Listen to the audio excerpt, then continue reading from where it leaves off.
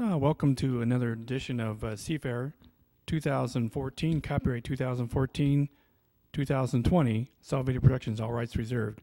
We're going to show you in this version from Solid Video Productions archives, we're going to see the couple of laps going around on what one race heat looks like with the turbines, and then we're going to go look at the classic hydro, the Atlas van line, and a lot more.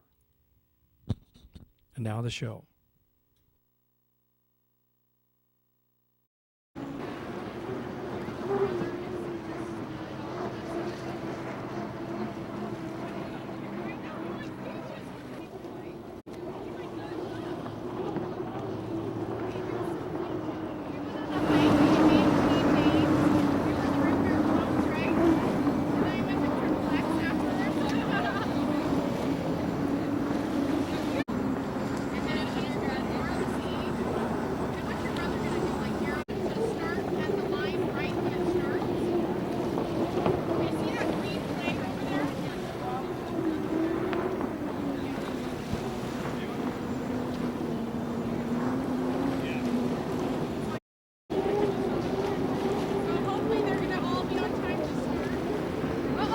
And now here's the start of the race. Four of the boats coming to the start finish line. Great start.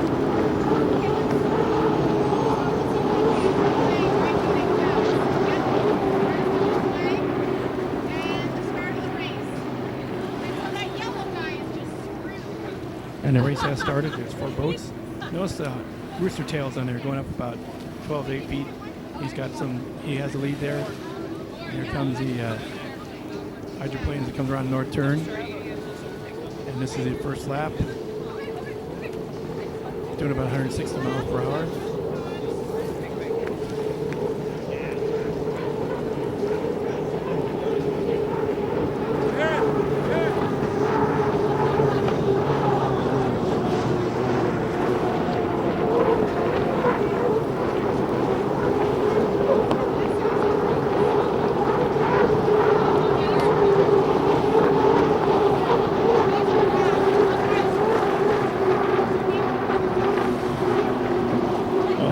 The old boy over it almost flipped. They're really putting the pedal in the metal there.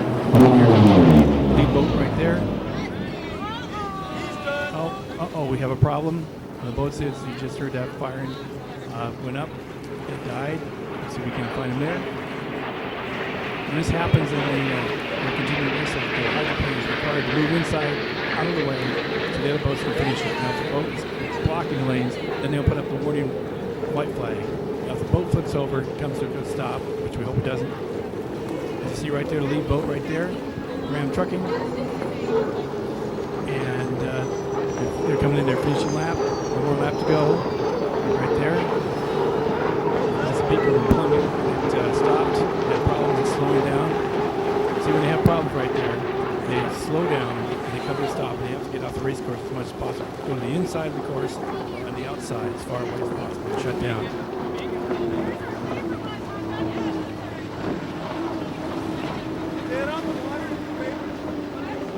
Meanwhile, as we go back up the south turn, come to the straightaway there.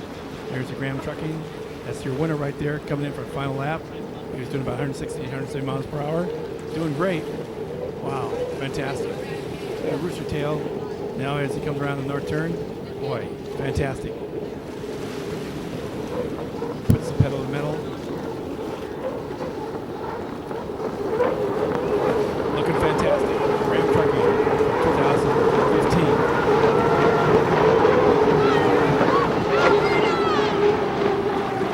Goes in for a final lap there. They'll also take a victory lap. There's old boy Alberto. Notice how it's just kind of moving. The waves are quite choppy. The water is very choppy today.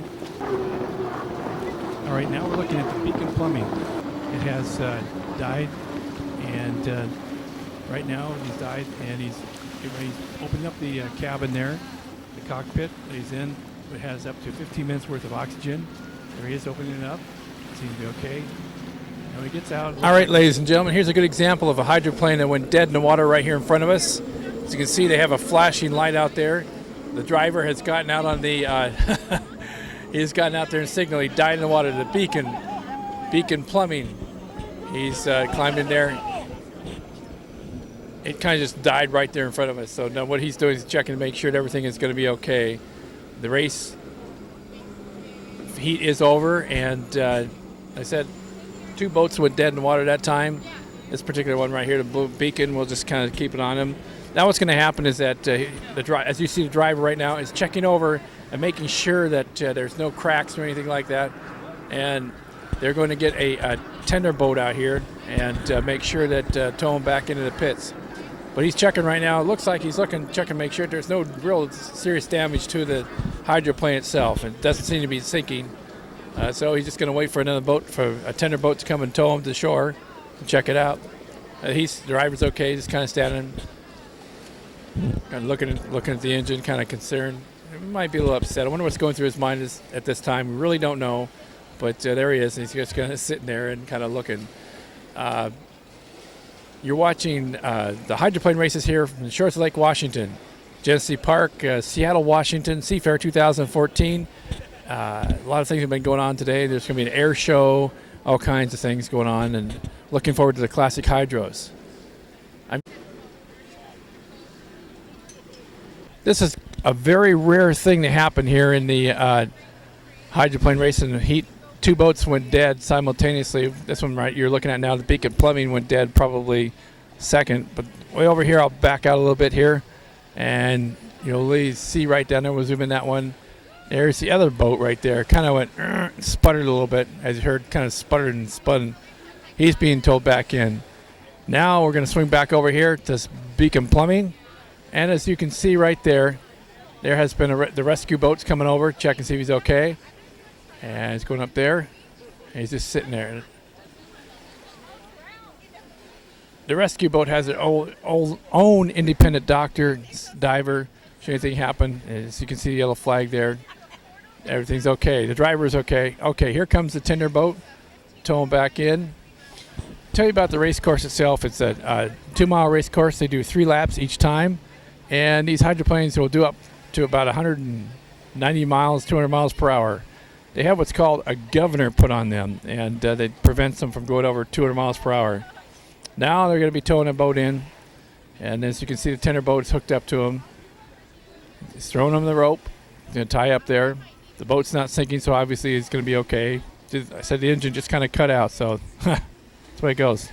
Okay, so as they go in there, that's going to do it next. Coming up next, I do believe we've got the air show, and also there is the classic hydroplanes, the original Blue Thunder, which was driven by Bill Munsey, who died in 1981 in Acapulco. The boat flipped over and killed him instantly.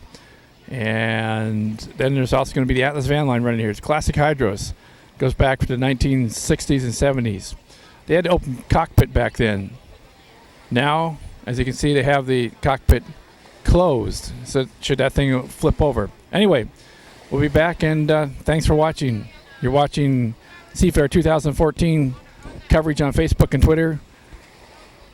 See you real soon. Up next is the classic hydro Atlas van line. Copyright 2014, Solid Video Productions, all rights reserved.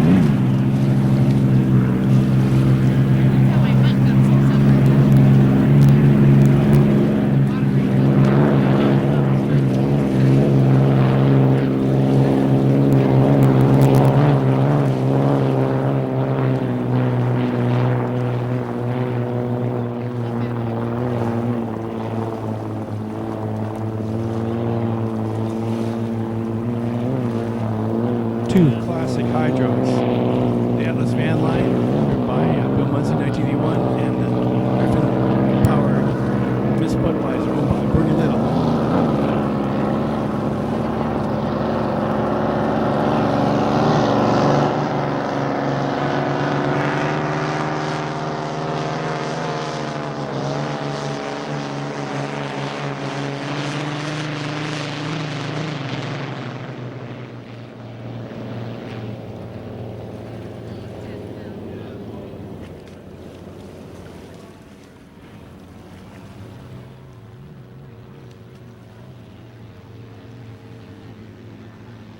There they are coming along the boat log boom, and they're going to come around one more time as they come around, and they're going to head in. As they head in, they're going to wave and head back into the pits. That concludes the exhibition of the Atlas van line and the Griffin Bud. Copyright 2014 Solid Video Productions, and also 2020, all rights reserved.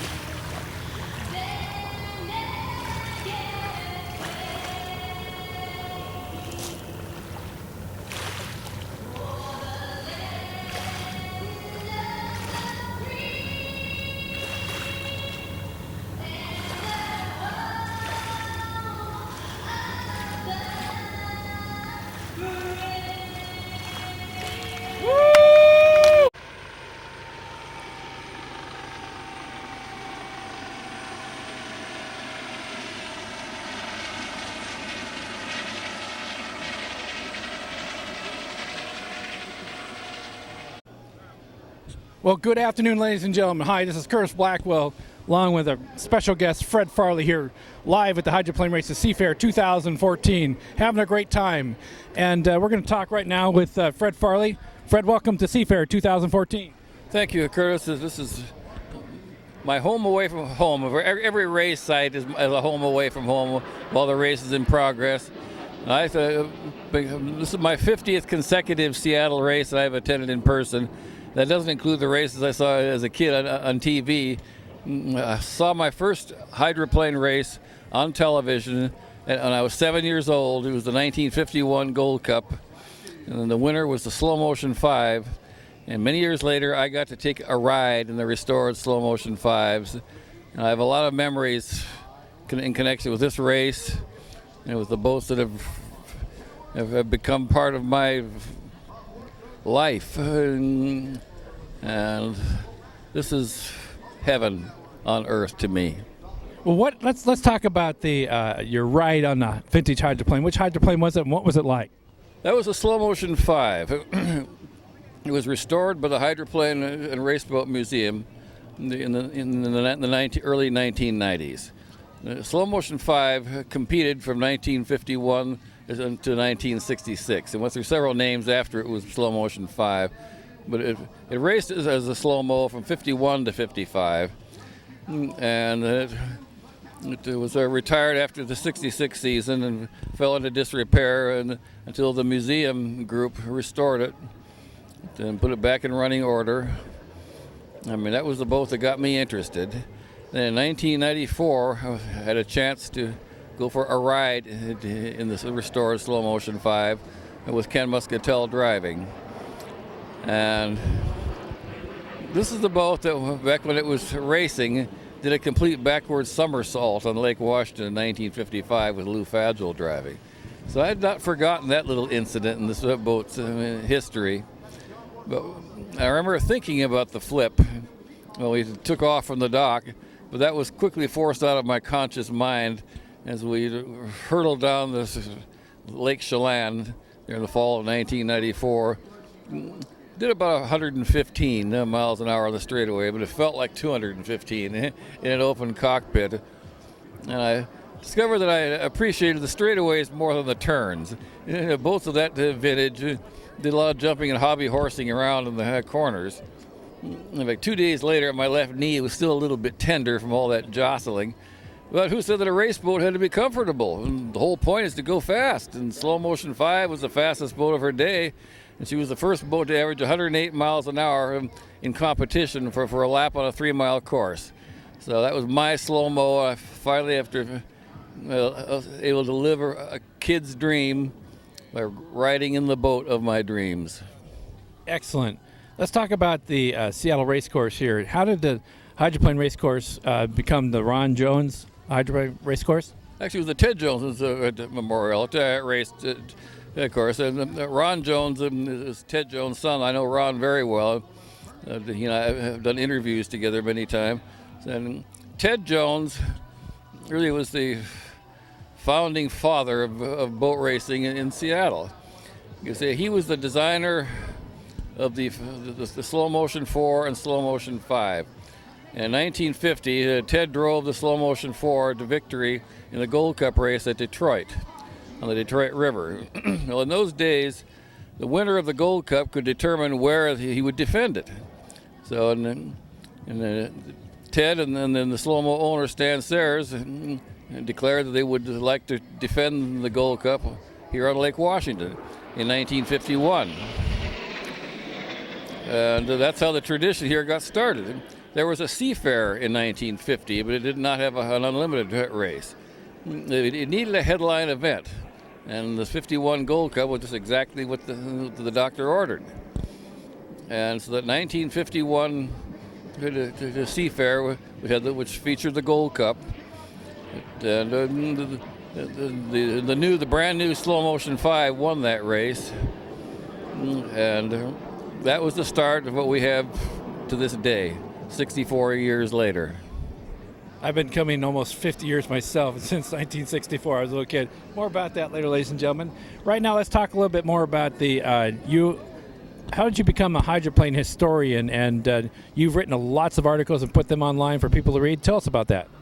You know, I initially got into writing about hydroplane racing because I wanted a pit pass. And started representing a publication out of California called Race Boat and Industry News. At the time, I wasn't interested in writing the great American essay. I just wanted a pit pass. But as time went by, it became a part of me, and it became important to me, and to represent the sport as well as I could in my writings. And it's something that is very important to me then and now. I've written over 700 articles for magazines and the internet, and I've also written 5 books. Tell us about the books. Okay, of the 5 books, 2 of them are a history of the Madison Regatta. I live in the Madison, Indiana area now. I've written, and 2 of the 5 books are about that event. And I've also done a book on the history of the Gold Cup, A Century of Gold Cup Racing. That came out in 2004. But my personal favorite of the 5 books that I've done is Legends of Thunder, in which I profile over 100 prominent people in the history of unlimited racing. Of those 100 plus profiles that I wrote, I personally met over 80 of the individuals. So hopefully I was able to give some insight of them as people, not just what they accomplished, but what they were really like. And that's the volume I'm the most proud of. Although the book A Century of Gold Cup Racing was a real challenge, because each write-up on each individual Gold Cup since 1904 had to be a standalone article, but there had to be a thread of continuity to string them all together. As a writer, that was very challenging. I'm quite proud of that, the way it turned out as well as it did. So I got a couple more book projects in mind, and hopefully have one out next year. Another one, book number 6, in the next year or two. We're speaking with Fred Farley, the famous hydroplane historian here, and we're coming to you from the shores of Lake Washington live, and it's a great day for hydroplane racing and stuff. So we're going to continue on here with our interview with Fred Farley. Got just a few more minutes before he has to go back and do his what he does being a hydroplane historian. Let's talk about today's race. This morning, Heat 2A that started off. What exactly happened from your perspective? Oh, there were 5 boats went hard into that first turn together, and it's a lot of rough water roughed up by 5 boats running close together. And one of them, the brand new Spirit of Qatar, got a little out of sorts. It's a brand new boat. It has only been in the water just a couple of times. It was never put in the water before last week at the Tri-Cities Columbia Cup, and it got a little out of shape, and over it went, landed upside down. But fortunately, the driver Kip Brown was not injured. He was able to release himself through the hatch underneath the boat. He was out literally within seconds, waving to his wife that he was okay. And so he may not make it back into this competition today, because there's been some minor damage, but I'm sure it'll be ready to go in a couple of weeks in San Diego. Excellent. Now, one more thing before we let you go, because I know you got to get back. Let's talk about the classic. Is it called the Blue Thunder that Chip Hanover took over driving after Bill Munsey was killed in Acapulco? I saw that out there. They made its debut on Friday just for about maybe 15, 20 seconds, and the weather picked up. But yesterday he ran. Is he going to do that again today? And how did he take over that? I believe it will be not only the Atlas Van Lines, which is nicknamed the Blue Blaster, but also one of the Miss Budweiser vintage hulls, the Rolls-Royce Griffin powered Miss Budweiser, which was a national high point champion in 1980 and 81, with Dean Chenoweth driving. Yes, the Blue Blaster Atlas Van Lines, that's the boat that Bill Munsey was so very successful with between 1977 and 81. It was the boat that popularized the unlimited cab-over design. Well, the design concept had been, those in the know had recognized its value for many years, but it was not the first to get cab over unlimited, but it was the first truly successful unlimited cab over. And prior to that, the owner was pretty much would stick with the tried and true, the rear cockpit, forward engine. But as my friend Ron Jones Sr. pointed out, that the cab over hull, because of the weight placement, can get around the turns better and faster and more efficiently. And so basically, after that 1977 Atlas Van Lines came out and was so successful, everybody else had to pretty much change over to cab overs to keep up with him. So it was a trend-setting boat. And it was not the first of its kind, but it was the first of its kind to gain championship results. And it was Bill Munsey driving. And unfortunately, it was also the boat that Bill was driving when he lost his life in Acapulco, Mexico in 1981. But the Hydroplane Race Boat Museum headed by its director, David Williams, has made a labor of love these last 3 or 4 years, putting that boat back together and inviting Chip Hanauer to do the honors out here this weekend. Yes, Chip is the driver who replaced Bill as driver for the Atlas Van Lines team starting in 1982. And it just brought back a lot of memories for me personally, seeing those two classic hulls, the 1977 Atlas Van Lines and the 1980 Griffin-powered Miss Budweiser. And those two boats were the state of the art for their day. It was just great to hear them out there and hear that piston power of the Atlas Van Lines used a Rolls-Royce Merlin, and the Miss Budweiser used a Rolls-Royce Griffin. Seeing and hearing those two classic boats out there again, running side by side with each other, it sure brought back a lot of great memories. Excellent. Well, I see that we're just about out of time, so this is Curtis Blackwell along with historian Fred Farley, wishing you have a great, happy Seafair 2014. Fred, thanks for stopping by today. Glad to. All right. We'll be back a little bit more hydroplane racing coming right up after this.